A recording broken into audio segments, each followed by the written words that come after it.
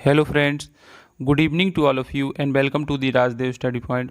आज के सेशन में मैं आप लोगों के लिए कौन से शहर किस नदी के किनारे पर बसे हुए हैं, ऐसे प्रश्न जो परीक्षा में सीधे पूछ लिए जाते हैं और हमें इनका पता नहीं रहता, तो हम इनमें अपने मन से तुक्का लगा के आ जाते हैं। तो अब हमें तुक्का लगाने की आवश्यकता नहीं, हम अच्छे से इनको पढ़ेंगे और बहुत अच्छे से इनको याद भी रखेंगे। ठीक है, तो शुरू करते हैं। आज का जो प्रश्न पहला है कि अयोध्या किस नदी के किनारे बसा हुआ है। तो अयोध्या कौन सी नदी के किनारे बसा हुआ है? सरयू नदी के किनारे पर अयोध्या बसा हुआ है। ठीक है, और ये पूछ लिया जैसे कि सरयू नदी का उद्गम स्थान कहाँ से है, तो उत्तर प्रदेश के बहराइच जिले से हुआ है। ये इम्पोर्टेंट है कि कौन से, बहराइच जिले से हुआ है और उत्तर प्रदेश के। तो उत्तर प्रदेश के बारे में पूछ लिया गया है, तो उत्तर प्रदेश के जो मुख्यमंत्री हैं कौन है? योगी आदित्यनाथ। ठीक है, योगी आदित्यनाथ यहाँ के मुख्यमंत्री है, ये आप याद रखेंगे। उसके बाद जो यहाँ की राज्यपाल हैं, तो राज्यपाल कौन है? आनंदीबेन पटेल यहाँ की राज्यपाल हैं। और यहाँ की जो राजधानी है, तो उत्तर प्रदेश की राजधानी क्या है?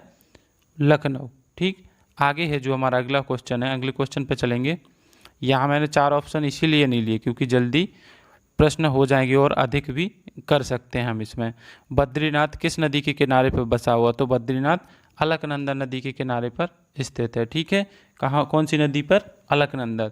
और अलकनंदा को पहले क्या नाम से जाना जाता था? तो विष्णुगंगा के नाम से भी इसको बोला जाता था। ठीक है, उसके बाद क्या है? गोरखपुर किस नदी के किनारे पर बसा हुआ है? तो गोरखपुर राप्ती नदी के किनारे पर बसा हुआ है। ठीक है, ये रावी नदी नहीं है, ये राप्ती नदी है। ठीक है, आगे देखेंगे अगले क्वेश्चन पे। जो श्रीनगर किस नदी के किनारे पर बसा हुआ है? तो श्रीनगर कौन सी नदी के किनारे पर बसा हुआ है?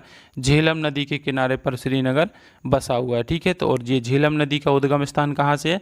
शेषनाग, जो कि जम्मू कश्मीर में है। ठीक, ये भी इसका इम्पोर्टेंट फैक्ट है कि वो झेलम नदी कहाँ से निकलती है? तो शेषनाग, जम्मू कश्मीर। उसके बाद क्या है? इलाहाबाद किस नदी के किनारे पर बसा हुआ है? तो इलाहाबाद कौन सी नदी के किनारे बसा हुआ है? नर्मदा भी और गंगा नदी के किनारे पर इलाहाबाद बसा हुआ है। ठीक है, आगे देखेंगे जो अगला प्रश्न है हमारा कि मथुरा किस नदी के किनारे बसा हुआ है? तो मथुरा के बारे में बताना है। तो मथुरा कौन सी नदी के किनारे बसा हुआ है? यमुना नदी के किनारे पर मथुरा बसा हुआ है। ठीक है, आगे चलेंगे। अगला प्रश्न है कि वाराणसी किस नदी के किनारे पर बसा हुआ है? तो वाराणसी गंगा नदी के किनारे पर बसा हुआ है। ठीक है, उसके बाद लखनऊ किस नदी के किनारे पर बसा हुआ है? तो लखनऊ गोमती नदी के किनारे पर बसा हुआ है। फिर उसके बाद है सूरत किस नदी के, तो बताइए सूरत किस नदी के किनारे बसा हुआ है? तो सूरत कौन सी? ताप्ती नदी के किनारे पर स्थित है। ठीक है, आगे चलेंगे। अगला है कि दिल्ली किस नदी के किनारे पर बसा है? अब बताना है कि दिल्ली किस नदी के किनारे पर बसा हो? तो दिल्ली यमुना नदी के किनारे पर स्थित है। उसके बाद क्या है? हैदराबाद किस नदी के किनारे बसा हुआ है? तो मूसी नदी के किनारे पर हैदराबाद बसा हुआ है। ठीक, उसके बाद क्या है? आगरा किस नदी के किनारे पर बसा हुआ है? तो आगरा बसा हुआ है यमुना नदी के किनारे पर। ठीक है, ये इंपॉर्टेंट है, आगरा के बारे में पूछा गया है। ठीक, तो आगरा किस नदी के? यमुना नदी के किनारे पर स्थित है। ठीक है, आगे चलेंगे।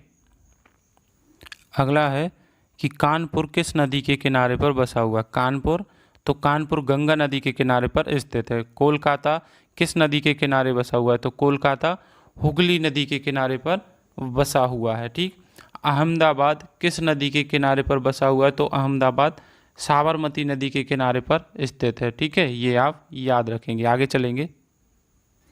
अगला है कि हरिद्वार किस नदी के किनारे बसा हुआ है? तो हरिद्वार गंगा नदी के किनारे पर बसा हुआ है। नासिक किस नदी के किनारे पर स्थित है? तो नासिक गोदावरी नदी के किनारे पर स्थित है। उसके बाद क्या है? जबलपुर किस नदी के किनारे पर स्थित है? ये बताना है। तो जबलपुर कौन सी नदी के किनारे पर स्थित है? तो नर्मदा नदी के किनारे पर जबलपुर स्थित है। पटना किस नदी के किनारे पर स्थित है? तो पटना भी गंगा नदी के किनारे पर स्थित है। ठीक है, आगे चलेंगे। अगला है कि कोटा किस नदी के किनारे पर स्थित है? बताना है कि कोटा कौन सी नदी के किनारे पर स्थित हो? चंबल नदी के किनारे पर कोटा स्थित है। उसके बाद क्या है? कटक किस नदी के किनारे पर स्थित है? तो कटक कौन सी?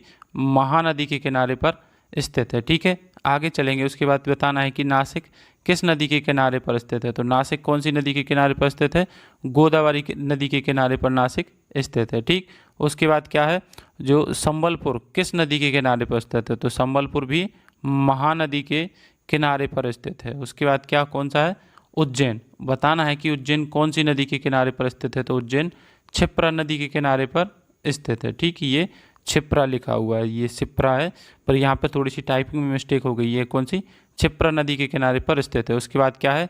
ओरछा। बताना है कि ओरछा कौन सी नदी के किनारे पर स्थित है, ये बेतवा नदी के किनारे पर स्थित है। ठीक है, तो आज के लिए बस इतना ही। हम लोगों ने ये 25 प्रश्न ऐसे पढ़े हैं जो कि परीक्षाओं में रिपीटेड होते हैं। तो ये आप 5 मिनट का वीडियो है, आप इसे कम से कम 2 बार ज़रूर देख लें। आपको मतलब ये इनमें से ही प्रश्न आएंगे। अगर पूछा जाएगा कि कौन सी नदी किसके किनारे पर स्थित है, तो इनके अलावा किसी से प्रश्न नहीं पूछा जाएगा। ठीक है, तो ये बहुत ही इंपॉर्टेंट है। तो आज के लिए बस इतना ही, मिलते हैं अगले वीडियो में। तब तक अगर हमारे चैनल पे आप पहली बार आए हैं तो प्लीज़ आप चैनल को सब्सक्राइब कर लीजिए और बेल आइकन को भी दबा दीजिए।